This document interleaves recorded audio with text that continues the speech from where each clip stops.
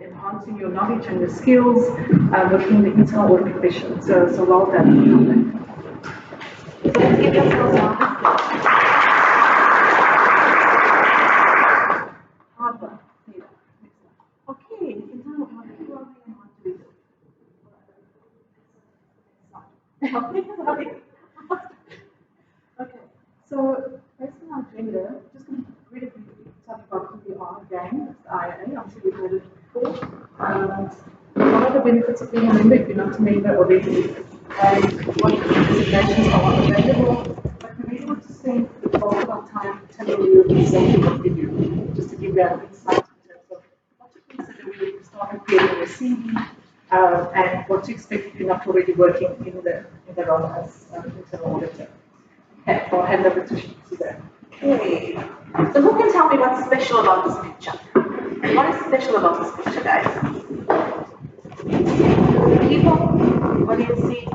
Anyone? Any takers? Yes? I think it's a collaboration between I see the DUT logo. Yes. Is that one of those? DUT logo, correct. So is that one of the answers? Yes, it is. Okay. You're partly there. And what else do you see? Any familiar faces? Yes. Doctor, you're not allowed to answer. Yes, my darling?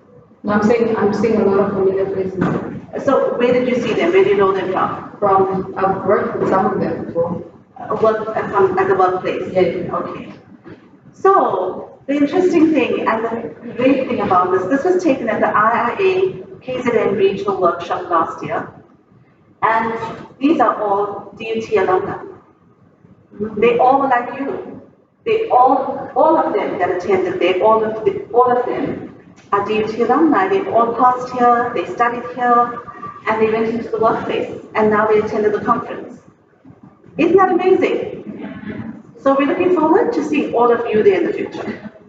Okay. So here again, you can see familiar faces.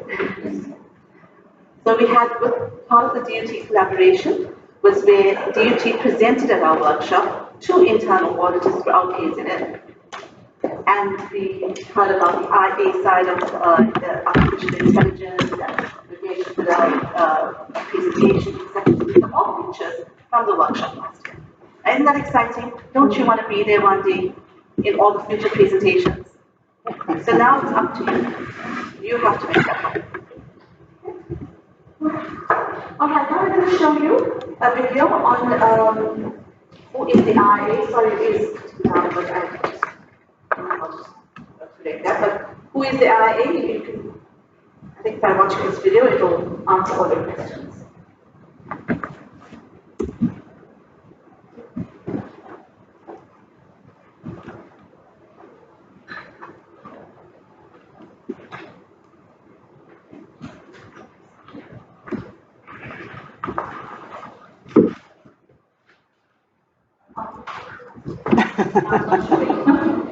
That is why he's employed. But it's not showing.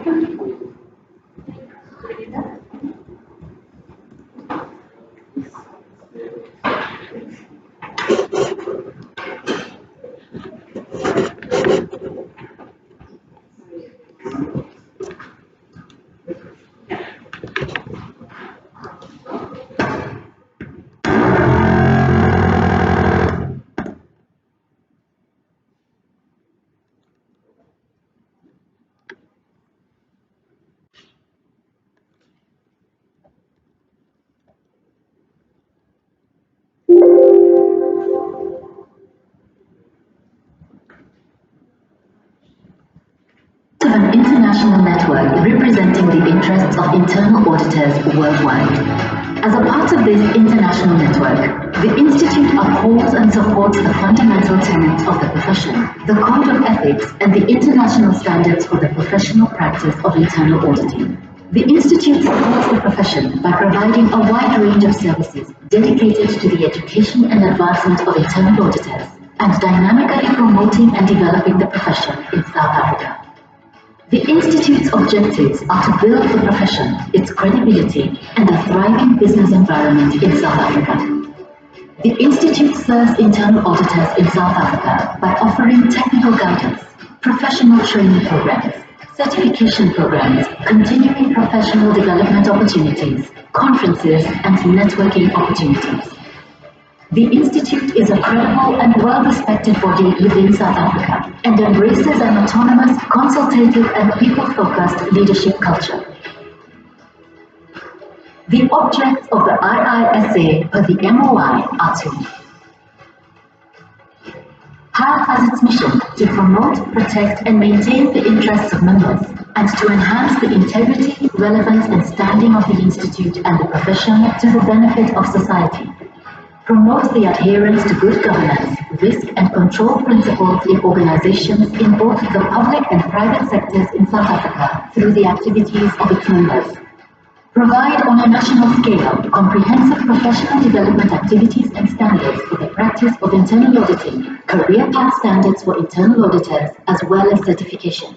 Promote the interests, upholding the professional status, and representing and protecting the views of the internal auditing profession and its members. Research, cultivate, promote, and disseminate knowledge and information concerning internal auditing and subjects related thereto, both to its members, to statutory bodies and governments, to related professions, and to other persons interested thereto, and the general public, and make representations to appropriate parties on matters affecting the profession. Join us on our site at iisa.org.za or follow us on your favorite social media platform.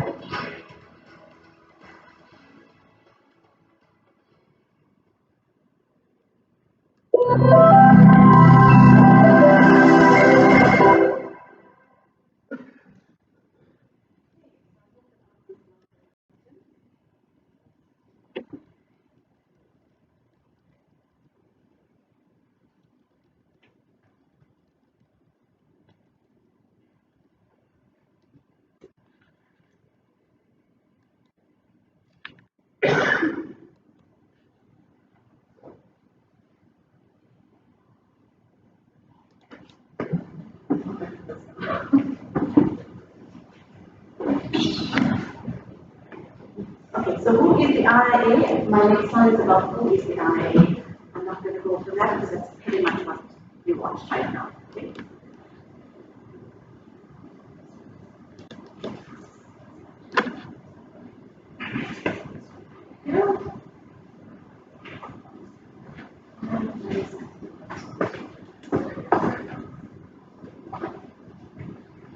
Benefits of being an IIA member. Here we have professional, your leaders in professionalism, ethics, reputation, integrity, and accountability. Being a member, exactly what Dr. John spoke about, you're part of the committee. You know, that there's support from the committee, there's always, the IIA is part of that support. They are there as your base, they are there to guide you for anything, be it technical, be it social. You know, the IIA, we run a lot of events during the year. So you can be a part of those events as well. And then, of course, when it comes to studying, etc. So this is the benefits of being the IIA, that you're part of the community, you have the base, you have the tools that are ready and available to assist you in achieving your goals in your companies.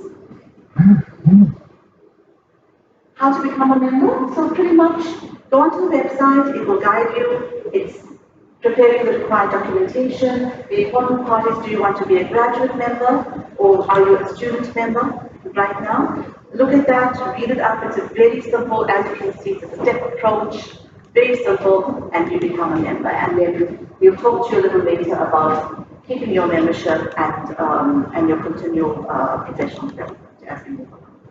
Okay, so now we move on to designations. I'm going to play another video for you and we'll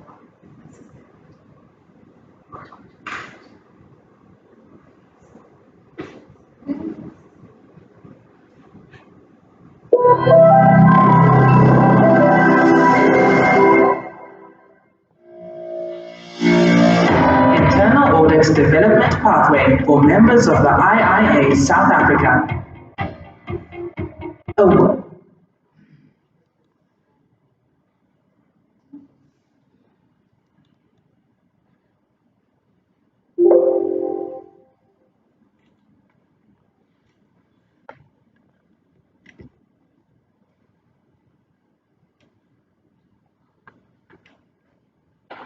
well-structured and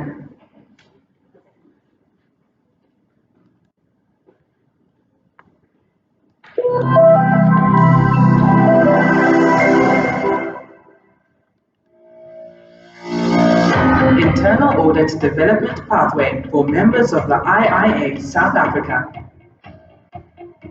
A well-structured and technically grounded career path is integral to every profession.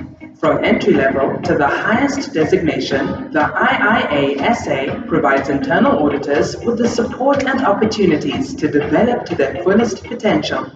The ascending designations are stepping stones in the internal auditor's career path, which indicate that the person is equipped to competently perform at a particular level. Designations. The Internal Audit Technician, IAT, is the first level designation that all internal auditors entering the profession should obtain. The content of focused training modules and structured work-based training provide an excellent background to candidates starting out in internal auditing or wanting to improve their internal audit skills. In order to obtain the IAT designation, the candidate must have passed the Occupational Certificate Internal Auditor Qualification Examination set by the IIA-SA and meet the annual CPD requirements to retain the designation. The Principal Certified Internal Auditor, PCIA, is the next step after a candidate has obtained the IAT designation in the career path and is a supervisory level designation. While not necessarily in a management position, the PCIA must be able to supervise and give instruction to juniors. In order to obtain the PCIA designation, the candidate must have passed the Occupational Certificate Internal Audit Manager Qualification Examination set by the IIA-SA, hold the CIA certification, and meet the annual CPD requirements to retain the designation. Certifications. Certified Internal Auditors, CIA, is the only globally recognized internal audit certification. Becoming a Certified Internal Auditor, CIA, is the optimum way to communicate knowledge, skills, and competencies to effectively carry out professional responsibilities for any internal audit, anywhere in the world. The IIA Certification and Risk Management Assurance CRMA program is the only risk management assurance certification for internal auditors. It reflects the in-depth organizational knowledge and advanced skill sets that are required to provide effective risk management assurance to audit committees and executive management. The Internal Audit Practitioner IAP designation is a great way to demonstrate internal audit aptitude.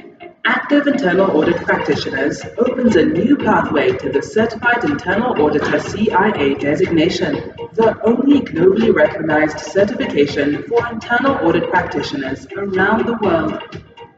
For more information, please contact Global Certifications, certifications@iiasa.org.za, or visit our website at www.iiasa.org.za.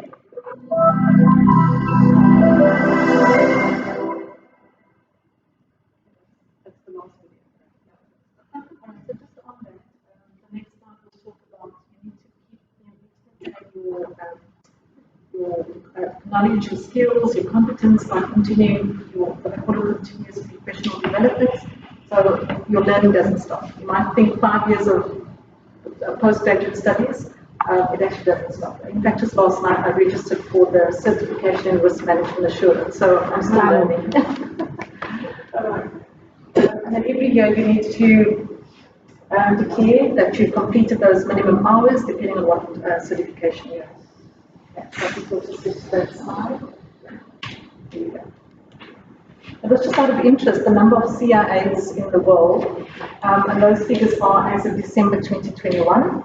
But yeah, just under 5,000 in Africa. I'm sure we can do better going forward.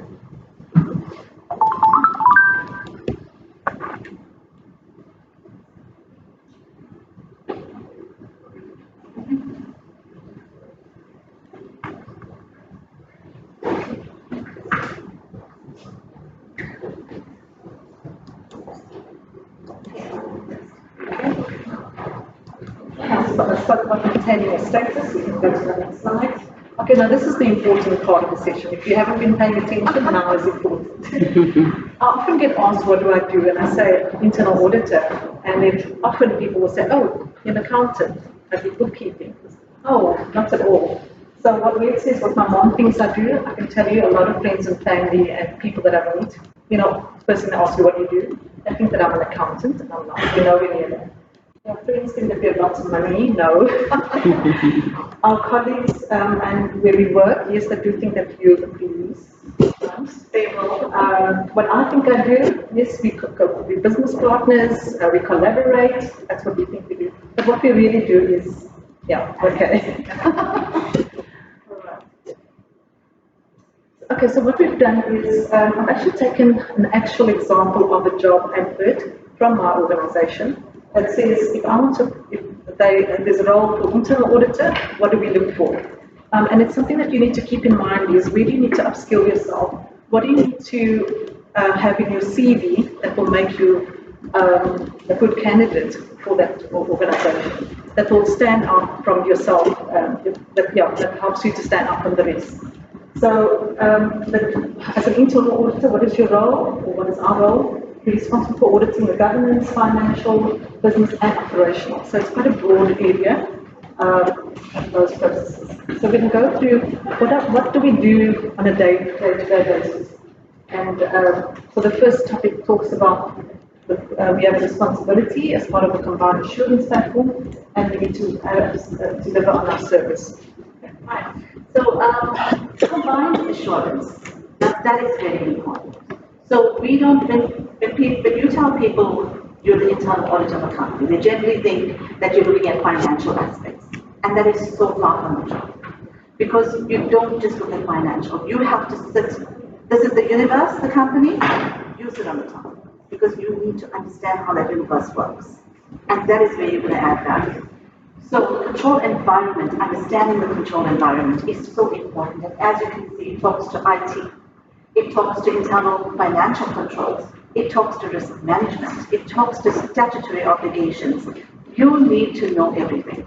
So remember, as an internal auditor, it's not just financial. You may be employed to understand a particular part or to work on a particular part, but as a team, when you collaborate, you get to understand the business as a whole, and that is very important in your success. Just to add to that, I know before you start an audit and your client expects you to understand the business, I think that is very key. You cannot start an audit without making sure you do understand the business. And that leads us to planning. When we have to plan an audit, you have to obtain previous audit reports, you have to understand what's happening in the industry, understand what's happening in the business, get their risk reports, etc. So planning is very important in our audit process. Data analytics. Data analytics is so important.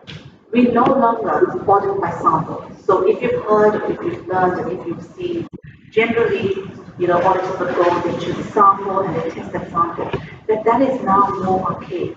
So therefore, we are looking at data analytics, you're looking at internal audit software. Now, not every company can afford internal audit software. It is expensive. Therefore, Excel. Your Excel skills are amazing. Your Word skills, just by having those two skills, you can achieve. You can achieve. So make the best of that. Go the extra mile on those two easy to access tools, and they will help you. So where data analytics is so important, even our performance contracts, it's one of our key performance indicators, KPIs, that talks to data analytics. Are you able to use CATs efficiently?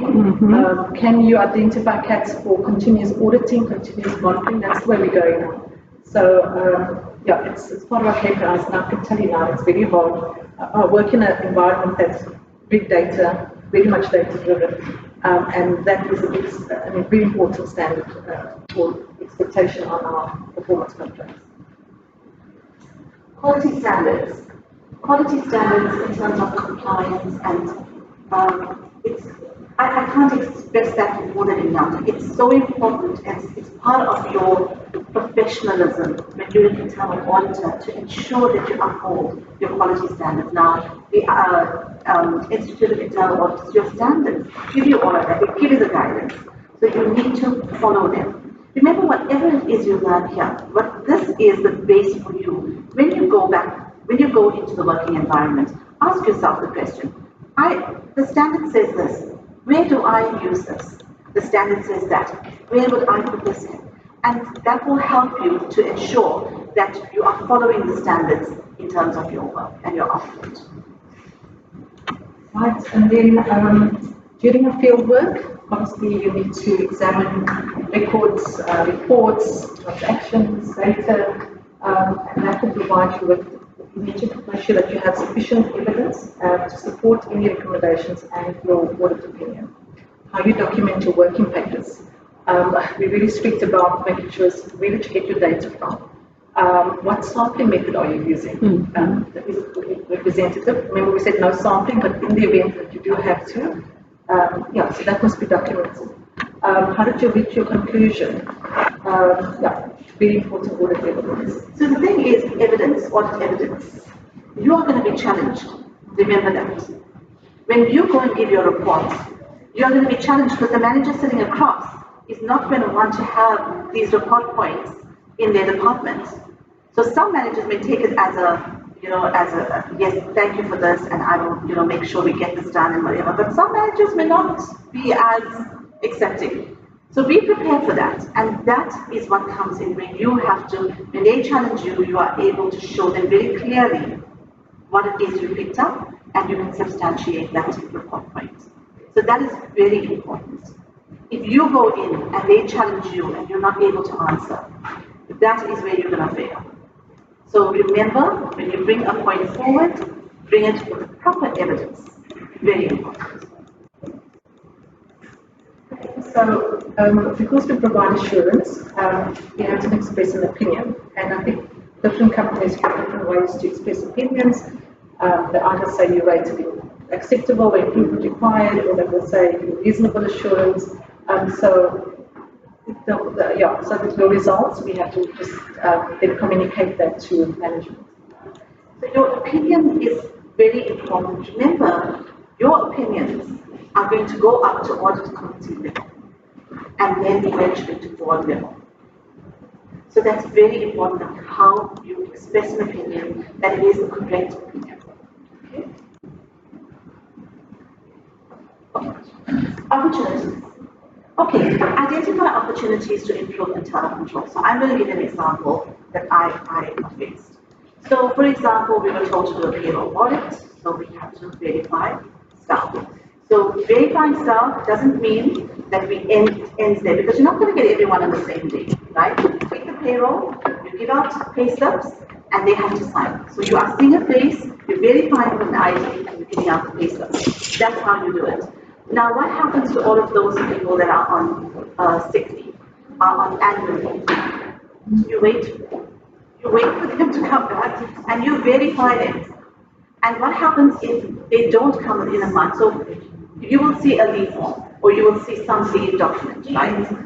And you know when the person is expected. So if within that time, what I used to do in my company is I used to hold back pays. So it meant you have to show yourself up. Of course, if you were on extended leave, I couldn't do that. But if you were at work, the message came down to you by mail or by your managers that you have to show yourself to internal audit so that we can verify you. And if you didn't come payday, your pay was withheld until you pay. So I'm not saying you should use, listen, we never had to use such extreme measures, but this is how serious it was. So what do we look for? Ghost employees. So that is an example of an opportunity to add value, to improve controls in your company. Yeah, root cause analysis. I'm sure you've dealt with that previously. I'm sure you've even heard of various techniques, one of them being the 5 whys. You have to keep asking, if something went wrong, it's not enough just to tell management your control failed in this area. You have to tell them why it failed. And then you can't just take the first response, you have to really dig deep. And this is also a key performance indicator in our performance appraisals is, were you able to identify the root cause problem? Because what happens is management has to give us an action plan to address the root cause, not the finding, they must address the root cause that resulted in that finding. So quality and balanced audit report. Again, I think I've spoken about it a little earlier, where we spoke about quality of your report, there must be minimal changes there. So basically what you put out there is what should be taken all up to the highest level, because it should be accepted. There shouldn't be a back and forth, because you would have already done that in your field work. Okay. So good report writing skills is necessary.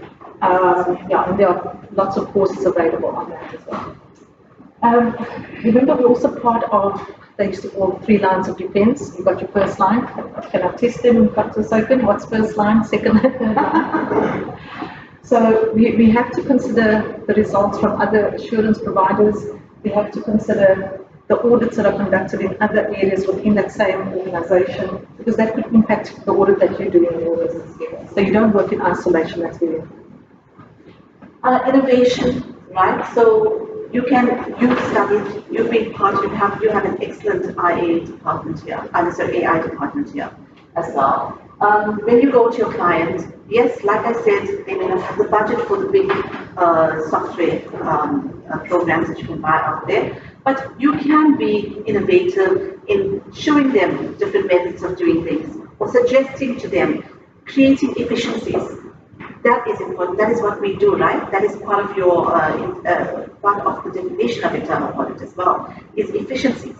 So you can use your knowledge and your experience to assist your client on that. Effective communication, and this talks to verbal communication. So we have meetings. So you must know how to be able to conduct yourself with management, sometimes very senior management. So it's management as well as internally with your team. So communication skills is key. And believe me, as an auditor, you're going to have really difficult discussions and conversations with management. In fact, I just had one now before I came. They're not accepting our finding, and it's been escalated. So prepare yourself for that. Okay. And emerging industry, resources. So resources, like I said to you, you're going to find companies will not have too much of a budget maybe for internal audit. Some will, some may not. But then you have to use your skills in how do I manage what it is that I have? How can I give them an option that is a cost-benefit option? Right, so you don't want them to go and buy this software when there's only 2 people in this team, and now you want them to buy the software for internal audit. Now that's not going to make sense. So how do you approach them? Perhaps you approach them and say, okay, fine, we don't have the software, but my staff needs upskilling. Perhaps let's go to Excel 1, 2, and 3. Let's take them on that. Let's take them on Word 1 and 2. So you see, that's where you have to apply your mind and present to management these sort of cost savers that will achieve the objective, but still save the company a lot more money than they could spend. Keeping up to date, remember, as auditors, we need to be relevant at all times. So that's why continuous studying is important. You have to be aware of what's happening in the industry that you're working in. What's legislation, anything that's changing in our laws. Technology changes, I mean, you can't even keep up with it. So you have to keep yourself abreast with any changes. Yeah, so reading, well, I can't tell you to read newspapers, but I can tell you to go into news apps, get the news apps, keep up to date. Like currently now, I'm with a client and I'm asking them, how is the war in Ukraine affecting your business? Now, where is Ukraine and where are we? And it will affect our business, their business, because they are into machinery, they import. Every time the rand dollar goes up, the euro and the rand, it affects them. They lose money or they gain money. So think about these things. It doesn't matter, whatever's happening around the world does affect us. We don't live in a silo. So you need to keep abreast of all of this, and when you see it, for example, if I see an article where there was a fire, and we've had lots of fires recently, right? I went back to my health and safety manager and I said, how are we here? Do you have comfort? What comfort do you have that we are safe from this? Should a fire start? These are the questions you need to go back with. Send an email out to managers. Send them the article. Please read this. This is where they failed. Are we safe? Are we as managers comfortable to sleep at night? So these are the things that you can go back. And I promise you, if you can add this value to your client or to your employer, you're going to be someone you want to keep. Okay, and then board risk and audit committee. So with board risk and audit committee, I spoke to you already. Audit committee reports go to audit and risk committee.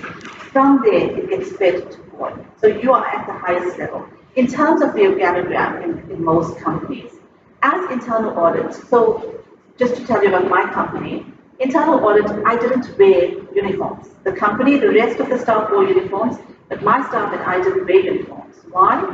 We have to be perceived to be independent.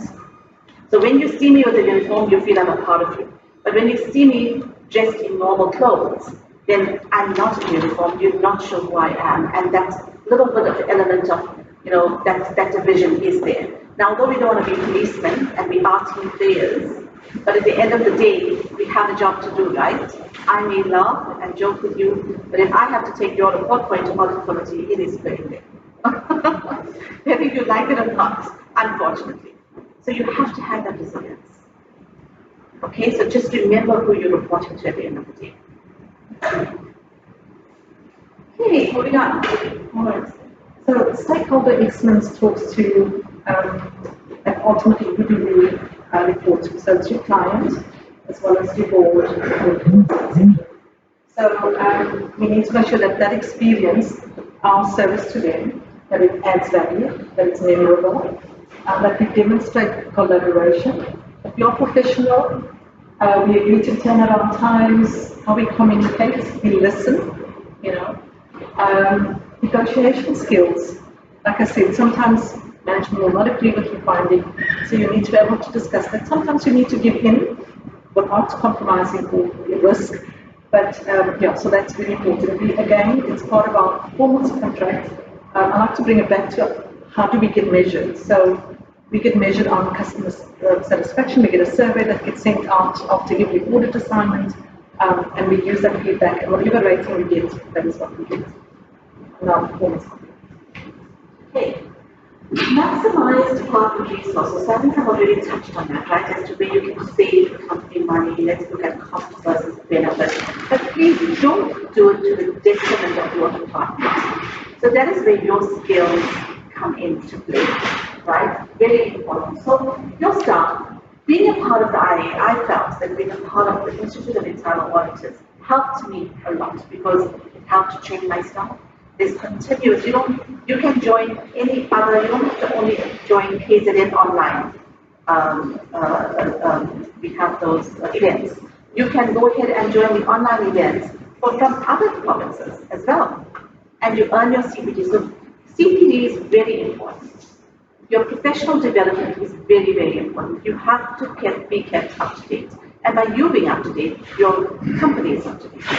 So do the same for your staff as well. So being a part is good because they give you all the tools, they give you all the information, they help where you may not have the time to sit and help and teach your staff. Then of course the mentoring.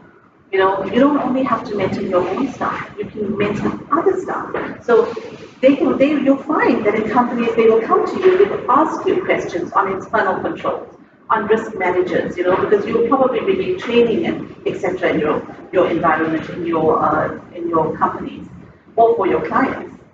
So they'll just find that they'll feel comfortable with you, and that's important. That is where we lose the police look. And of course, keeping in line with agreed budgets and timelines. What I suggest is sometimes you might find that you are doing a particular area, but you're only looking at A. And we as internal auditors, we don't look at A generally, right? We don't work with blinkers.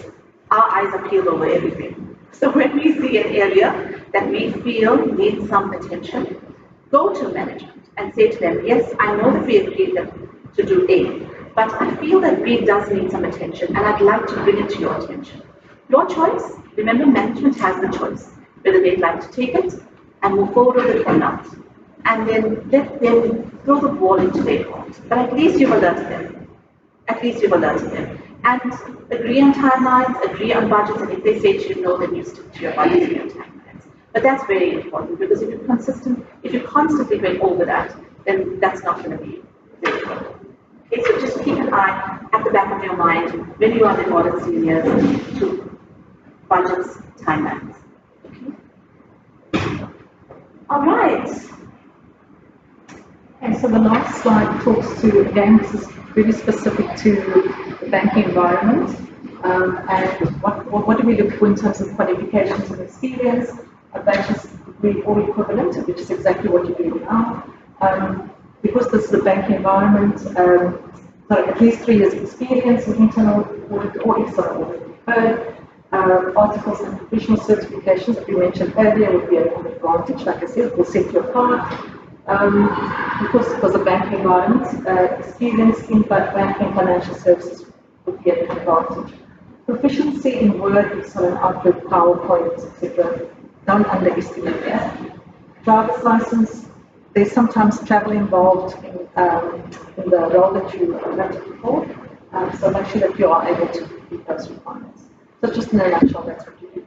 And I have it on good authority that if there is, and I will speak to Dr. Serkin, the top students in the postgraduate field, if they can share the names, if you complete successfully at the end of this year, we would love to have you in our organization.